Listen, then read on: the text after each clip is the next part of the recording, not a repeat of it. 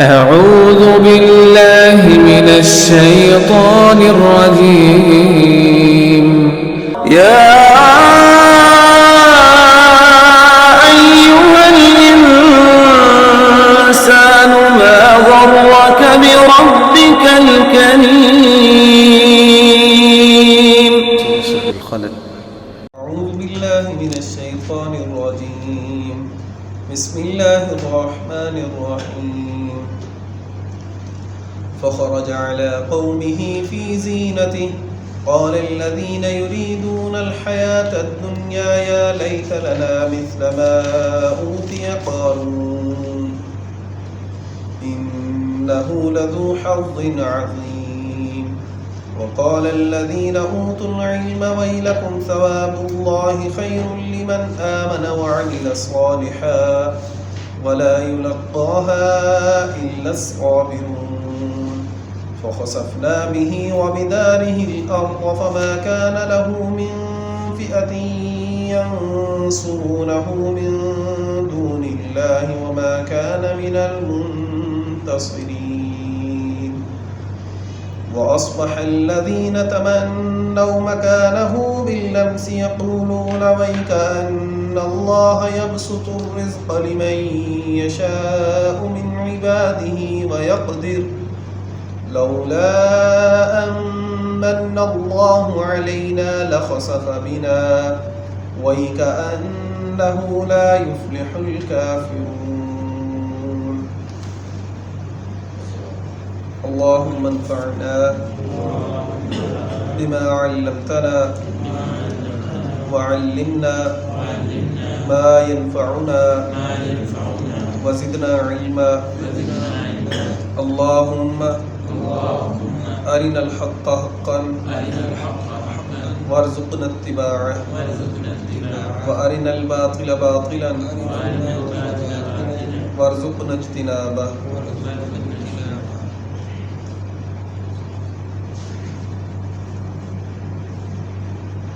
فخرج پس وہ نکلا علی قومہ اپنی قوم پر فی زینتہ اپنی زیب و زینت کے اندر قال کہا الذین ان لوگوں نے یریدون جو ارادہ کرتے ہیں الحیات الدنیا اس دنیاوی زندگی کا یا لیت لنا کاش کہ ہوتا ہمارے لیے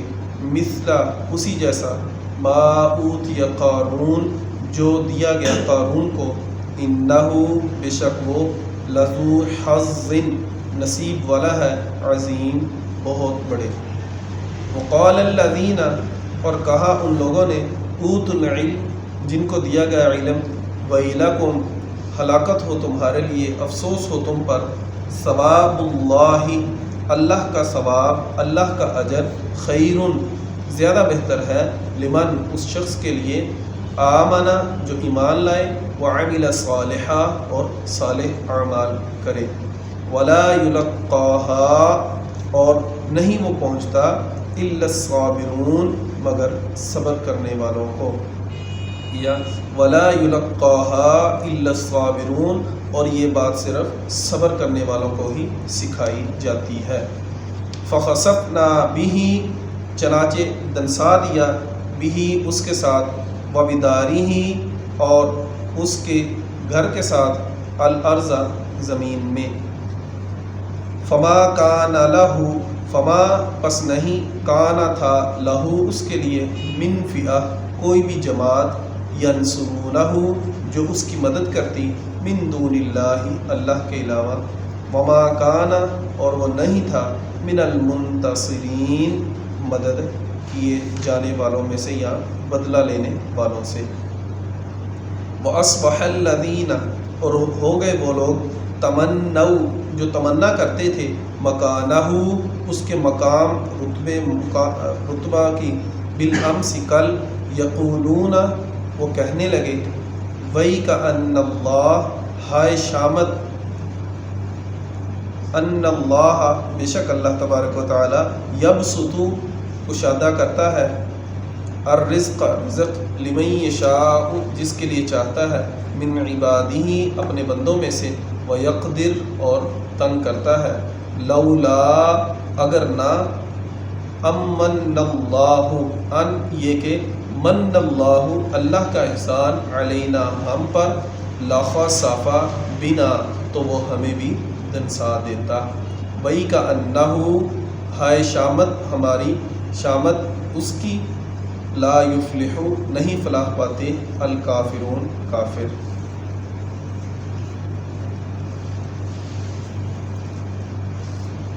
فخرج علی قومہ فی زینتہ بس وہ اپنی قوم کے اندر زینت کے ساتھ نکلا. یہ پیچھے قارون کے مال دولت کی کل تھوڑی سی بحث ہوئی تھی کہ اس کا خزانہ کتنا تھا کہ اس کے خزانے کو اٹھانے کے لیے ایک پورا لشکر جو تھا صرف اس کی چابیاں اٹھاتا تھا، خزانہ علیحدہ پڑا ہوتا تھا. خزانے کو لگائے ہوئے تالوں کی چابیاں اٹھانے کے لیے ایک بہت بڑی جماعت ہوتی تھی، اور اس جماعت کے لیے بھی اللہ تبارک و تعالیٰ نے کیا کہا کہ اس جماعت کے اوپر بھی وہ خزانے کی چابیاں اٹھانا جو تھا وہ وزنی ہوتا تھا، بھاری ہوتا تھا، کہ وہ بھی بڑی مشکل سے اٹھاتے تھے. اور اس کے بارے میں کہ اس کا وہ سارا خزانہ، اس کی مال و دولت وہ ایک اپنی جگہ. یہاں جو اللہ نے ذکر کیا فخرج علی قومہ فی زینتہ کہ وہ اپنی قوم کے سامنے اپنے رتبے مقام کے اعتبار سے زیب و زینت اختیار کر کے اپنی قوم کے سامنے جب نکلا تو اس وقت موسیٰ علیہ السلام اور بنی اسرائیل کو وہ مرعوب کرنے کے لیے نکلا تھا. تو اس کی جو مختلف تفاسیر کے اندر مختلف وضاحت بیان کی گئی ہے، مثلا لیکن یہ ہے ساری بنی اسرائیلی روایت. مثلا تفسیر طبری میں ہے کہ قتادہ رضی اللہ عنہ نے فرمایا کہ ہمیں بتایا گیا کہ وہ لوگ 4000 سواریوں پر نکلے، ان پر اور ان کی سواریوں پر شوخ گلابی رنگ تھا، اس کے کپڑے ڈالے ہوئے تھے. ابن زید نے کہا کہ میرے والد ذکر کیا کرتے تھے کہ وہ 70,000 کے جلوس کے ساتھ نکلا. مراغی نے مقاتل کا قول نقل کیا ہے کہ وہ چت کبرے خچر پر سوار تھا جس کی زین سونے کی تھی، ساتھ 4000 گھڑ سوار تھے جنہوں نے ارغوانی لباس پہنے ہوئے تھے. اس کے ساتھ 300 گورے رنگ کی لڑکیاں تھیں جو زیور اور سرخ لباس پہن کر چت کبرے خچروں پر سوار تھیں وغیرہ وغیرہ. حقیقت یہ ہے کہ نہ قتادہ وہاں موجود تھے، نہ زید وہاں موجود تھے، نہ مقاتل وہاں موجود تھے، اور نہ ہی وحی کے ذریعے ان کی تفصیل کہیں بھی آئی ہے. بہرحال یہ ہے کہ غلاموں کے اندر جو قوم ہوئی غلاموں کے اندر کوئی آدمی ٹھاٹ باٹ سے ہی نکل آئے یا ایسا ہو کہ غلاموں کی نسل سے ہو لیکن اس کو سرکاری عہدیدار اپنے پاس بٹھا لے، سرکاری عہدیدار اس کو اپنے پاس بٹھا لے، اپنے ساتھ ملا لے، تو ویسے ہی اس کی قدر منزلت جو ہے وہ بہت زیادہ بڑھ جاتی ہے. تو اس کے لیے بے شک وہ جتنی مرضی زیب و زینت اختیار کرے. اور جو پیچھے اللہ نے ذکر کیا تو ہو سکتا ہے واقعتاً ان میں سے کوئی اس نے زیب و زینت اختیار بھی کی ہو. بہرحال کہ جب وہ اپنی قوم کے اوپر ظاہر ہوا نکلا، قال الذین یریدون الحیات الدنیا، یہاں سے اللہ تبارک و تعالی نے دنیاوی لوگوں کی مثال بیان کی کہ قال کہا الذین ان لوگوں نے یریدون الحیات الدنیا جو دنیاوی زندگی کی طمع کرتے ہیں، دنیاوی مال سے بہت زیادہ جو ہے وہ لوگ متاثر ہیں، مادہ پرست قسم کے لوگ ہیں جن کو صرف مال مال اور میرا مال بس یہی گردان آتی ہے. تو انہوں نے کیا کہا، یا لیت لنا مثل ما اوتی قارون، ہائے افسوس کاش ہمارے لیے بھی اتنا ہی مال و دولت ہوتا جتنا قارون کے پاس ہے. انہ لذو حظ عظیم، بے شک وہ بہت بڑے نصیب والا ہے. یہاں آج دیکھیں کہ ہمارے معاشرے کے اندر مال و دولت کو حاصل کرنے کے لیے جن لوگوں کی سب سے زیادہ دوڑ دھوپ ہے، ان کے سامنے کوئی نہ کوئی ان کا آئیڈیل ہوتا ہے، کوئی نہ کوئی ان کا نمونہ ہوتا ہے. کسی نہ کسی کو وہ فالو کر رہے ہوتے ہیں، کسی کے پیچھے چل رہے ہوتے ہیں کہ گاڑی میں نے فلاں شخص جیسی لینی، گھر میں نے فلاں جیسا لینا، لباس میں نے فلاں جیسا پہننا، شان و شوکت مجھے ایسی چاہیے، ایسی ویسی، کسی نہ کسی کو اس نے سامنے ذہن میں رکھا ہوتا ہے. تو یہاں آپ غور کریں کہ یہاں ان کے سامنے قارون تھا، تو پوری کی پوری بنی اسرائیل یا جتنے بھی مال و دولت کو حاصل کرنے والے لوگ تھے سب نے کیا کہا، یا لیت لنا مثل ما اوتی قارون، کہ ہائے افسوس ہمیں بھی قارون جیسا ملتا کیونکہ وہ بہت نصیب والا ہے. یہاں ایک طرف ان کی بات اللہ تبارک و تعالیٰ نے ذکر کی، آگے اس کی وضاحت بھی آتی ہے۔ وقال الذین، اور کہا ان لوگوں نے، اوتوا العلم، جن کو دیا گیا علم، ویلکم، افسوس ہو تم پر، ثواب اللہ خیر، اللہ کا ثواب جو ہے وہ بہت زیادہ بہتر ہے، لمن آمن وعمل صالحا، ہر اس شخص کے لیے جو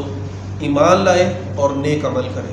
جو ایمان لائے اور نیک عمل کرے، اس کو جو اللہ تبارک و تعالی نے ثواب دینا ہے، سب سے بہتر تو وہ چیز ہے۔ ولا یلقاها الا الصابرون، یہ صرف اور صرف صبر کرنے والوں کو ملے گا، کسی بھی اور کو نہیں ملے گا۔ اور چونکہ صبر کی پہلے بھی کئی دفعہ بات کی ہے کہ صبر کی جو ہے وہ چند قسمیں ہیں۔ اللہ کے احکام پر صبر کرنا، یعنی اس کے اوپر کاربند رہنا، پابند رہنا۔ دوسرا، اس کی نافرمانی پر صبر، یعنی اس کی نافرمانی سے ہر صورت بچتے رہنا، کہ اگر کوئی ایسا ذریعہ اس کو ملتا ہے کہ وہ اس کے اوپر چلے تو وہ اپنے کام کو پورا کروا سکتا ہے، لیکن وہ کام نافرمانی کے ذریعے ہوگا، تو اس وجہ سے وہ اس کے اوپر صبر کرتا ہے کہ میں اللہ تبارک و تعالیٰ کی نافرمانی نہیں کروں گا، میرا کام نہیں ہوتا تو کوئی بات نہیں، یہ یقینی طور پر اس کا صبر ہے۔ اور تیسرا جو ہے وہ مصیبتوں کے اوپر صبر، کہ کوئی بھی اللہ تبارک و تعالیٰ کی طرف سے مصیبت آ جاتی ہے تو وہ اس کے اوپر صبر کرتا ہے کہ میں صبر کرتا رہوں گا، اور یقینی طور پر اللہ تبارک و تعالیٰ جو ہے مجھے اس کا جو ہے وہ بہت بہتر جو ہے وہ صلہ عطا کریں گے۔ نبی علیہ الصلوۃ والسلام ایک دفعہ جا رہے تھے تو ایک خاتون جو تھی وہ واویلا کر رہی تھی، اس کا بیٹا فوت ہوا تھا، تو جو بھی بین ڈالتے ہیں وہ سارا کچھ کر رہی تھی، تو نبی علیہ الصلوۃ والسلام نے اسے منع کیا۔ تو اس خاتون نے آگے سے کہا کہ تمہیں کیا پتا کہ میرے اوپر کیا ظلم ہو، میرے اوپر کیا مصیبت گری ہے۔ تو نبی علیہ الصلوۃ والسلام وہاں سے چلے گئے، تو بعد میں اس خاتون کو بتایا گیا کہ تمہیں پتہ ہے وہ کون تھے؟ اس نے کہا جی نہیں۔ اسے بتایا گیا کہ وہ نبی علیہ الصلوۃ والسلام تھے جس نے تمہیں منع کیا تھا۔ تو وہ فوراً سے گئی نبی علیہ الصلوۃ والسلام کے پاس، تو نبی علیہ الصلوۃ والسلام نے فرمایا اب تمہارا صبر کہاں کا؟ صبر جو ہے وہ تو الصبر عند الصدمۃ الاولیٰ، صبر اس وقت ہوتا ہے جب کوئی بھی مصیبت پریشانی ملتی ہے، جب کوئی مصیبت پریشانی پہنچتی ہے اس وقت صبر ہوتا ہے۔ یہ تو کوئی نہیں ہے کہ جب کوئی مصیبت آئی تو آپ اچھی طرح شور و غل کریں، گالی گلوچ کریں، لان تان کریں، گریبان پھاڑیں، سارا کچھ کر لیں، جب دیکھیں اس سے کچھ بھی نہیں ہوا پھر کہہ دیں چلو میرا صبر ہی ہے۔ یہ آخر میں بھی تو یہی کرنا تھا نا، تو تم ذرا پہلے کر لیتے۔ ویسے بھی نبی علیہ الصلوۃ والسلام نے فرمایا کہ انسان کے ذمہ کوشش ہے، انسان کوشش کرتا ہے کسی کام کو کرنے کے لیے، وہ بہت زیادہ اس کے اوپر محنت کرتا ہے، کوشش کرتا ہے، اس کے باوجود بھی جیسا وہ چاہتا ہے ویسا کام نہیں ہوتا، کام اس کے الٹ ہو جاتا ہے۔ تو اس کو کبھی بھی یہ نہیں کہنا چاہیے کہ میں اگر ایسا کرتا تو یہ ہو جاتا، اگر میں ایسا کرتا تو یہ ہو جاتا۔ عربی کے اندر اس کے لیے نا لو کا لفظ استعمال کیا جاتا ہے، لو، اگر میں یہ کرتا تو یہ ہو جاتا، اگر میں ایسے کرتا تو یہ ہو جاتا، عمومی ہم یہ کہتے ہیں۔ تو نبی علیہ الصلوۃ والسلام نے فرمایا یہ جو لو کا لفظ ہے نا یہ شیطان کا ہے، یہاں سے شیطانی دروازے کھلتے ہیں کہ اللہ تبارک و تعالیٰ کے اوپر توکل کم ہو جاتا ہے۔ تو اس آدمی کو کہنا کیا چاہیے کہ فوراً سے جب اس کی محنت کوشش کے برخلاف کوئی کام ہو جائے تو اس کو فوراً سے کہنا چاہیے قدر اللہ ما شاء وما فعل، تقدیر میں جو اللہ نے لکھ دیا تھا، جو اللہ نے چاہا وہ لکھا اور جو اللہ نے چاہا وہ کیا۔ یہ سب سے اچھا اللہ تبارک و تعالیٰ کے اوپر توکل ہے۔ یہ بھی توکل نہیں ہے کہ اب سارا کچھ چھوڑ چھاڑ کے بیٹھ جائیں، یہ توکل نہیں ہے۔ توکل کا یہ مطلب ہے کہ خنجر تیز رکھ اپنا، نتیجہ اس کی تیزی کا مقدر کے حوالے ہے، کہ کوشش کرنا یہ آپ کے ذمے، وہ کوشش آپ کی رنگ لاتی ہے یا نہیں رنگ لاتی، یہ اللہ تبارک و تعالیٰ نے تقدیر میں لکھ دیا، اور جو اللہ نے لکھا ہے اس کو کوئی بھی ٹال سکتا نہیں۔ لیکن ہر آدمی کے ذمے جو ہے وہ کوشش بہرحال اس کی موجود ہے، اس کو وہ کوشش کرنی لازم ہوگی۔ ولا یلقاها، اور یہ بات صرف انہی کو پہنچتی ہے جو صبر کرنے والے ہیں۔ اور اس کے اندر آپ دیکھیں صبر اس کے علاوہ بھی بہت وسیع پیمانوں کے اندر ہے، جیسے حلال کمائی کے اوپر بھی کاربند رہنا، کہ آدمی حلال ذرائع ہی اختیار کرے، حرام کا کوئی ذریعہ اختیار نہیں کرنا۔ تھوڑا مال ملا کوئی بات نہیں، اللہ اس کے اندر برکت ڈالے گا۔ اللہ کی راہ میں پیش آنے والی مشکلات کو خندہ پیشانی سے برداشت کرنا۔ اس کے اندر آپ دیکھیں کہ عمومی طور پر جو لوگ جن کو اللہ تبارک و تعالی نے مالی فراوانی اتنی زیادہ نہیں دی، ان کو یہ بات ذہن کے اندر رکھنی چاہیے کہ اگر اللہ تبارک و تعالی نے ان کو صحت عطا کی ہے نا، تو اس سے بڑی کوئی بھی نعمت نہیں ہے۔ اب غور کریں کہ ایک آدمی ہے، وہ انتہائی غریب ہے، انتہائی غریب ہے، صحت مند ہے، تندرست ہے، توانا ہے، کسی بھی قسم کی موذی مرض کے اندر وہ مبتلا نہیں ہے، وہ زیادہ بہتر ہے یا وہ شخص جس کو اللہ تبارک و تعالی نے کروڑوں روپیہ عطا کیا، اس کو شوگر بھی ہے؟ شوگر کی وجہ سے آپ دیکھیں وہ کتنی اللہ تبارک و تعالیٰ کی نعمتیں سامنے ہوتے ہوئے نہیں کھا سکتا، اس کو بلڈ پریشر بھی ہے، کتنی وہ نعمتوں سے محروم ہو گیا۔ یا اور بھی آپ دیکھ لیں کتنی ساری موذی امراض ہیں، خصوصاً امیر لوگوں کو شوگر، بلڈ پریشر، رات کو نیند نہ آنے کی بیماری، یہ عمومی طور پر امیر لوگوں کا، عمومی طور پر۔ تو آپ ذرا دونوں کو سامنے رکھ کے دیکھیں کہ صحت زیادہ بڑی نعمت ہے یا پیسہ؟ ہماری نظر جو ہے وہ صرف پیسے کے اوپر ہے، اس وجہ سے ہم صحت کی جو نعمت ہے نا، اس کو ہم اللہ تبارک و تعالیٰ کی یہ جو بہت بڑی نعمت ہے، اس کے ہم اس قدر ناشکری کرتے ہیں کہ جب ہمیں کسی مرض کے اندر اللہ مبتلا کر دیتے ہیں نا، تو اس کے اوپر ہم پیسہ خرچ کرتے ہیں، پھر ہمیں پتہ چلتا ہے کہ اتنا پیسہ خرچ کیے بنا ہی اللہ نے یہ اتنی بڑی مجھے نعمت دی ہوئی تھی، میں نے اس کی قدر ہی نہیں کی۔ میں اکثر آپ کو سناتا بھی ہوں مثال کہ ہمارے ساتھ ہی ایک ٹیچر ہے، ان کا بچہ جو ہے وہ سنتا نہیں ہے، تو انہوں نے اس کی سماعت کے لیے 13 لاکھ روپے کا آپریشن کروایا، اور صرف ایک اندر ڈیوائس ڈالی ہے، چھوٹی سی میگنیٹ ڈیوائس ہے، اور اس کے اوپر ایک اور چیز لگائی ہوئی ہے، وہ جب تک بیٹری اس کے اندر ڈالی ہوئی ہے وہ چل رہا ہے، اس وقت تک بچہ سنتا ہے۔ جب وہ بیٹری ڈاؤن ہو جاتی ہے بچہ پھر نہیں سنتا۔ گویا کہ ایک کان کی قیمت ہے 13 لاکھ روپے، دونوں کانوں کی قیمت ہے 13 لاکھ۔ انہوں نے بہت زیادہ فرمائشیں کر کے قیمت کم کروا کے کروائی ہے، پر ورنہ وہ 20 لاکھ سے اوپر علاج تھا۔ تو آپ 20 لاکھ ایک کان کی قیمت، دوسرے کان کی 40 لاکھ، ایسے ایسے آپ کرتے جائیں کہ جو اللہ تبارک و تعالیٰ نے آپ کو صحیح اعضاء دیے ہیں ان کی آپ قیمت لگائیں، تو گویا کہ کروڑوں روپیہ آپ کے اندر اللہ نے انویسٹ کیا، آپ اس کی قدر ہی نہیں کر رہے۔ صحت سے بڑی نعمت کوئی نہیں ہے، اس وجہ سے اللہ تبارک و تعالیٰ کی شکر گزاری کیا کریں کہ اللہ تبارک و تعالیٰ نے مجھے صحت مند تندرست جسم دیا ہے۔ فَخَسَفْنَا بِهِ وَبِدَارِهِ الْأَرْضِ، یہاں سے غور کریں کہ اللہ تبارک و تعالیٰ نے وہی لوگ جو پیچھے تھے، جو کہتے تھے یا لیت لنا مثل ما اوتی قارون، اس کے لیے ویسے اللہ تبارک و تعالیٰ نے سورہ توبہ کے اندر بھی ذکر کیا فلا تعجبک اموالہم ولا اولادہم، کہ کفار کا مال یا اولاد تجھے حیرت میں نہ ڈالے، تجھے تعجب میں نہ ڈالے، کہیں یہ نہ ہو کہ تو کفار کا مال اور ان کی اولاد کو دیکھ کر جو ہے تو تیرے دل میں کے اندر بھی یہ خیال آنا شروع ہو جائے کہ ان کو اللہ تبارک و تعالیٰ نے کتنے بیٹوں سے نوازا ہے، ان کو کتنے مال سے نوازا ہے۔ کبھی بھی مسلمان کے ذہن کے اندر، مؤمن بندے کے ذہن کے اندر یہ بات نہیں آنی چاہیے۔ کیوں؟ انما یرید اللہ لیعذبہم بہا فی الحیات الدنیا، کہ اللہ تبارک و تعالیٰ ارادہ کرتے ہیں ان کو دنیاوی زندگی کے اندر انہی کے ساتھ عذاب دینے کا۔ وَتَزْهَقَ أَنفُسُهُمْ وَهُمْ كَافِرُونَ، اور ان کی جانیں اس حال میں نکلیں گی کہ وہ کافر ہوں گے۔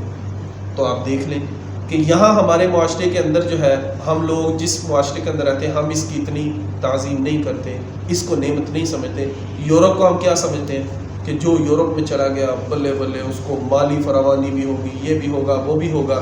تو یہ جو اللہ نے کہا یرید اللہ لیعذبہم بہا فی الحیات الدنیا، ان کا ذرا آپ اپنے ساتھ مقابلہ کر کے دیکھیں، ان کے جتنے بھی بوڑھے ہیں وہ کدھر ہیں؟ جتنے بھی ان کے بوڑھے ہیں وہ کدھر ہیں؟ Old age home, old house پہ ہیں۔ تو انہی کے بچے ان کو کہاں بھیجنے کا باعث مان رہے ہیں۔ تو کیا کرنا ہے ایسے پیسے کا جو پیسہ آپ کو گھر کے اندر رہنے نہ دے؟ اس سے بہتر وہ پیسہ نہیں ہے جو تھوڑا ہو، 2 ٹائم کی روٹی دے، وہ بہتر نہیں ہے؟ عزت کے ساتھ گھر میں بیٹھ کے تو کھا رہے ہیں۔ فَخَسَفْنَا بِهِ وَبِدَارِهِ الْأَرْضِ، فَخَسَفْنَا، پس ہم نے اسے دنسا دیا، وَبِدَارِهِ الْأَرْضِ، اور اس کے گھر کو، زمین کے اندر، کہ اللہ تبارک و تعالی نے اس کو اور اس کے گھر کو، اس کے شان و شوکت کو، نوکر چاکر، جتنا بھی مال اسباب تھا سارا سمیت ہی اس کو زمین کے اندر دنسا دیا۔ کوئی بھی اس کا خادم بھی پیچھے نہیں رہا، سارے ساتھ بھی گئے تھے اس کے۔ فما کان لہ من فئہ، کوئی بھی جماعت اس کے لیے نہیں تھی، کوئی بھی جماعت نہیں تھی ینصرونہ جو اس کی مدد کرتی من دون اللہ اللہ کے علاوہ. وہ کیا کہتا تھا کہ اللہ تبارک و تعالیٰ کا میرے اوپر انعام نہیں ہے بلکہ اللہ تبارک و تعالیٰ کی نظر کے اندر میں بہت عزت رتبے مقام والا ہوں, اس وجہ سے اللہ نے مجھے اتنے مال و دولت سے نوازا ہے نا. یا وہ کیا کہتا تھا کہ یہ سارا مال و دولت میں نے اپنے علم ہنر کی وجہ سے کمایا ہے. تو جب اللہ تبارک و تعالیٰ نے اس کو زمین کے اندر دنسایا تو اس وقت اس کا علم کدھر تھا؟ اس وقت اس کا رتبہ مقام جو وہ کہتا تھا میرا اللہ کے نزدیک رتبہ مقام ہے, وہ کدھر تھا اس کا رتبہ مقام؟ اگر مدد کر سکتا ہے تو وہ صرف اللہ کی ذات ہے. جس کو اللہ نہ مدد دے اس کا دنیا کے اندر کوئی بھی مددگار نہیں ہوتا. وما کان من المنتصرین, اور وہ ایسے تھا کہ نہ اس کی کوئی مدد کرنے والا تھا نہ ہی کوئی اس کا بدلہ لینے والا تھا. وَأَصْبَحَ الَّذِينَ تَمَنَّوْا, وَأَصْبَحَ اور ہو گئے الَّذِينَ وہ لوگ تَمَنَّوْا مَكَانَهُ بِالْأَمْسِ کہ جو کل کیا کہتے تھے, کل کے دن جب انہوں نے قارون کو دیکھا کہ قارون جو ہے وہ اتنی شان و شوکت کے ساتھ نکلا, انہوں نے کیا کہا یا لیت لنا مثل ما اوتی قارون, ہائے افسوس ہمارے پاس بھی اتنا مال و دولت ہوتا. جب اللہ تبارک و تعالیٰ نے اسے زمین کے اندر درسا دیا تو کیا کہنے لگے؟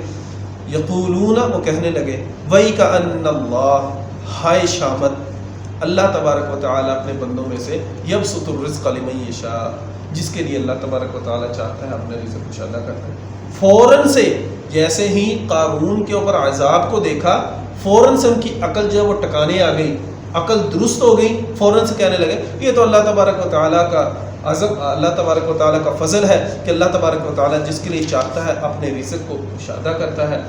اور جس کے لیے چاہتا ہے تنگ کرتا ہے. رسول اللہ صلی اللہ علیہ وآلہ وسلم نے فرمایا بینما رجل یجر ازارہ من الخیلاء, کہ اسی دوران کہ ایک آدمی اپنی چادر کو تکبر کے ساتھ گھسیٹتا ہوا لے کر آ رہا تھا. خسف به فهو یتجلجل فی الارض الی یوم القیامہ, تو اس کو اللہ تبارک و تعالیٰ نے زمین کے اندر دنسا دیا اور وہ زمین کے اندر دھنستا رہے گا قیامت کے دن تک.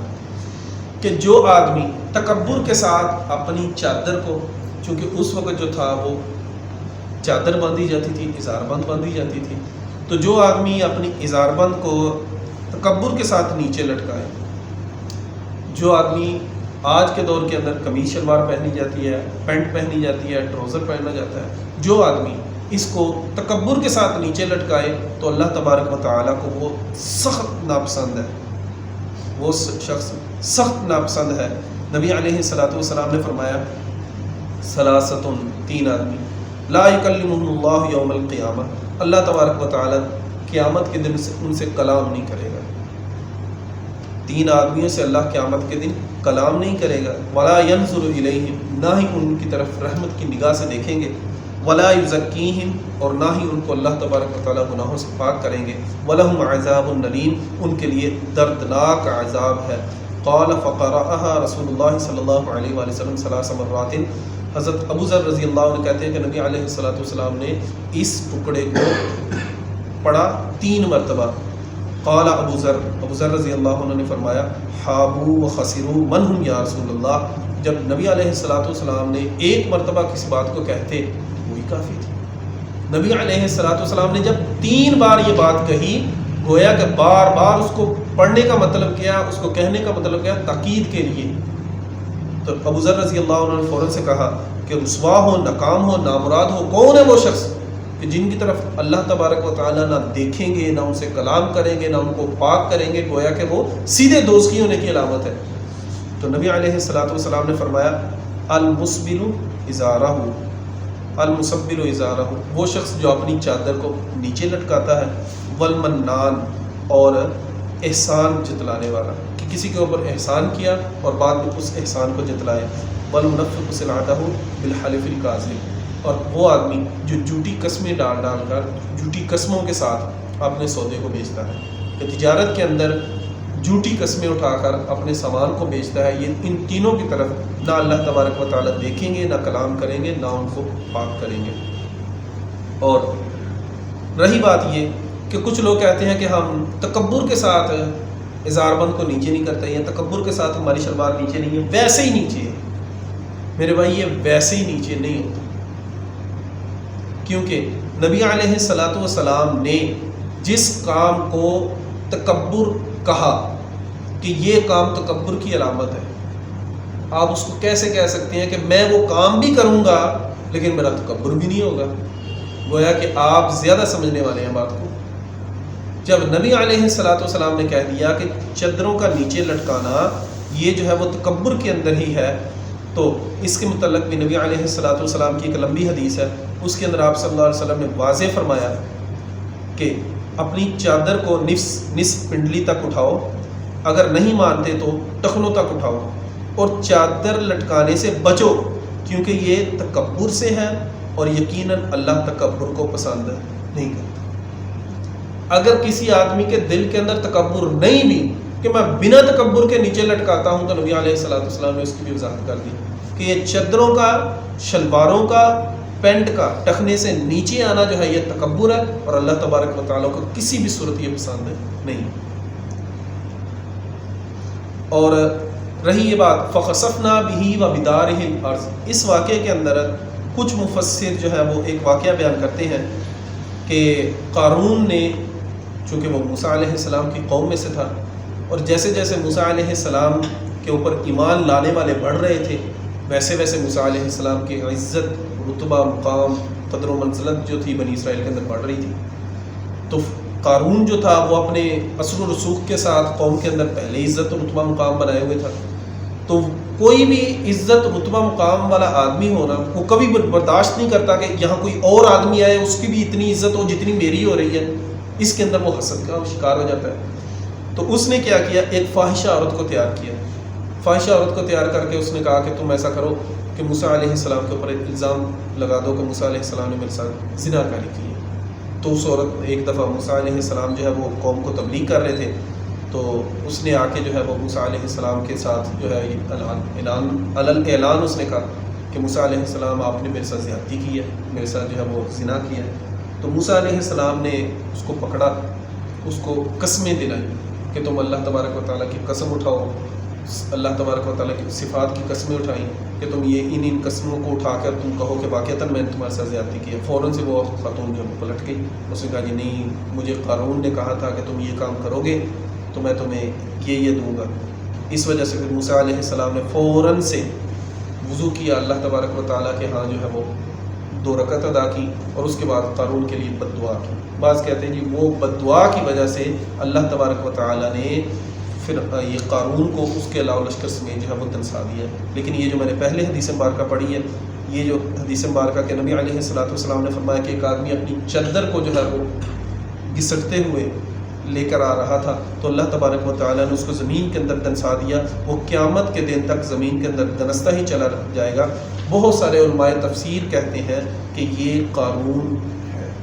یہ قارون ہے۔ جب حدیث مبارکہ سے وضاحت ہو رہی ہے کہ قارون کو اللہ نے زمین کے اندر کیوں دنسایا، تو ہمیں اس کے مقابلے کے اندر کوئی بھی بنی اسرائیلی روایت کو پیش کرنے کی ضرورت نہیں۔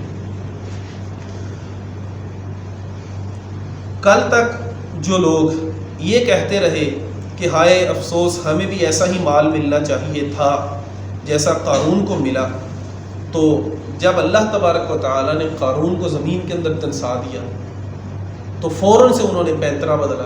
تو کیا کہنے لگے، یہ تو اللہ کی شان ہے، اللہ کی قدرت ہے، اللہ جس کو چاہے رزق کشادہ کرے، جس کو چاہے رزق کشادہ نہ کرے۔ ساتھ ہی کیا کہنے لگے، لولا، اگر نہ ہوتا، امن اللہ علینا، اللہ تبارک و تعالیٰ کا احسان ہم پر، اگر اللہ کا ہمارے اوپر احسان نہ ہوتا،